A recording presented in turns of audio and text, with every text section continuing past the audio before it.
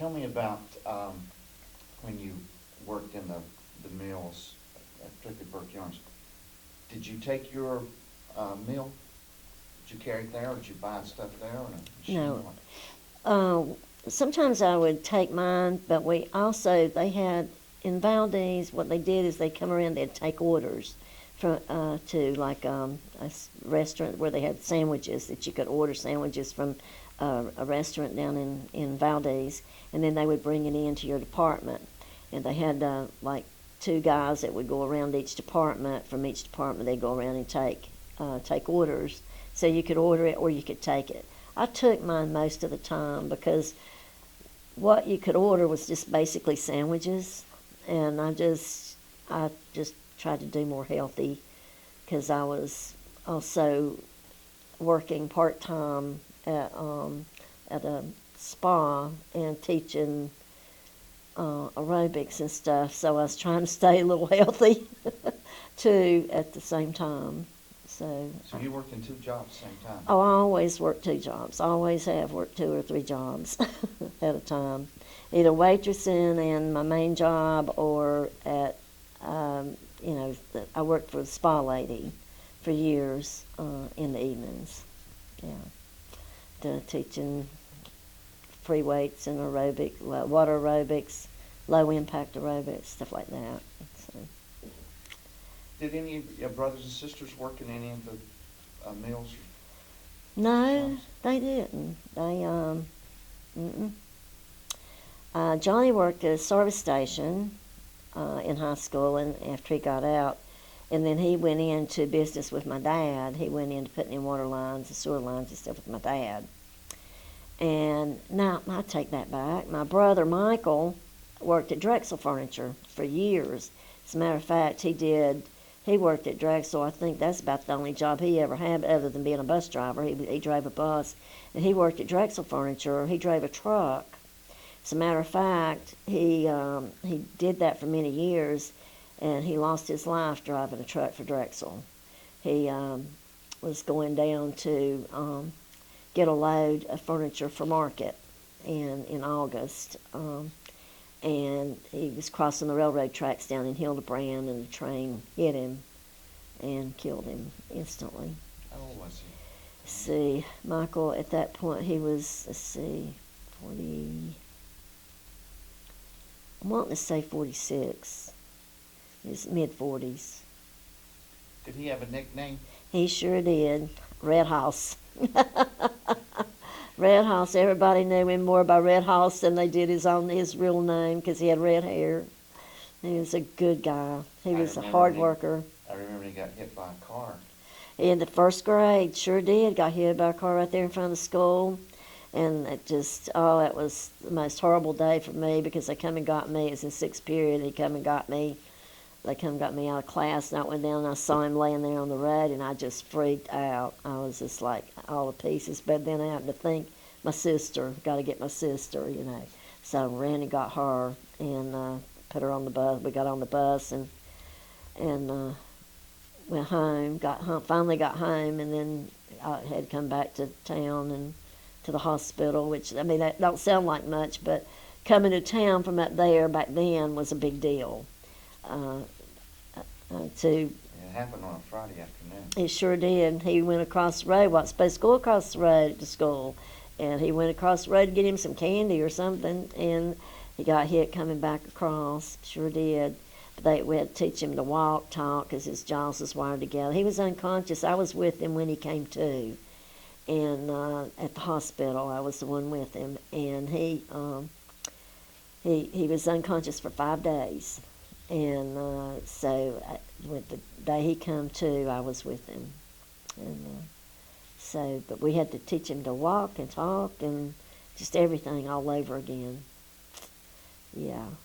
I thought it was ironic that happened, and then he gets killed in the truck, too, driving a truck for Drexel Heritage. How old was he when he went to work at Drexel? I'm not sure. I can't remember. How old he was when he went to work there.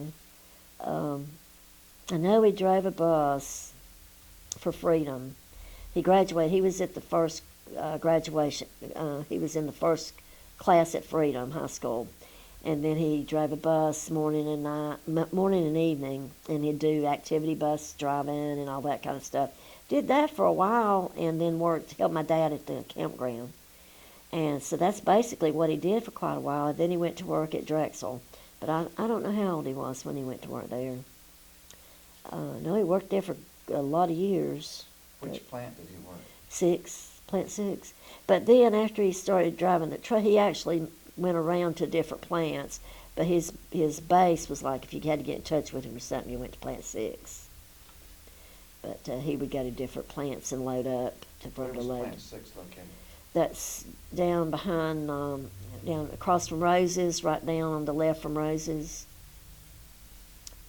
One of those buildings there. Yeah. Not sure which one it is exactly. I never could figure them buildings out. It's a bunch of them. Did y'all go to a church there in the neighborhood? Yes. I went, well, let's see. Me and my mom went to Smyrna Baptist Church, and then when Michael and Renee was born and my Vance, we went to Smyrna Baptist Church there, and it was just a little small country church, but I just loved that church. I went from the time I was 5 years old until I was 16 years old and never missed a Sunday. Never missed a Sunday, ever. And I would sit out, sometimes when Mom couldn't go, I would stand out on the side of the road and wait on somebody to come down the road, Miss Orders or somebody that was going down the road to pick me up and take me, drop me off. And then somebody'd always bring me home. So I just never knew who. But I always went. I sure did. Is that church still active? It sure is. It sure is. And it's a booming little church now. Yeah, they have a homecoming in June. And I feel bad because I don't go, but I need to do that. But they do have homecoming in June, and it's a very active little church. They even have a little community hall where they have dinners and stuff like that. They've moved a trailer in for a double wide for the pastor to live in out by it. It's still going. Wow. Sure is. What else did you do besides going to church? What did you do for entertainment? Entertainment. What did we do? Park, I guess. Yeah, we had the campground. My dad actually built Steel Creek Park. He and I would help him. He had this old wrecker, and we'd go down there, and because at that time the creek was just full of these huge rocks. So he would go in and bust those rocks up, and then he had this old wrecker, and he would take the cable and wrap around those rocks. And then my job was to get in the wrecker, and I had to get on the floorboard and push my both legs up against the brake, and with my back up against the seat, and hold it there while he wound those rocks up on the back, and the wrecker would like tilt up in front, scare me to death. I thought I was going to fall over backwards. But he knew what he was doing, and he pulled out all those big rock out of the creek in order to make it to where you could swim in it. And then he took his backhoe, and created the campground. I mean, he was amazing. He could do anything with that backhoe and that old wrecker and stuff like. I mean, it was just amazing to watch him work.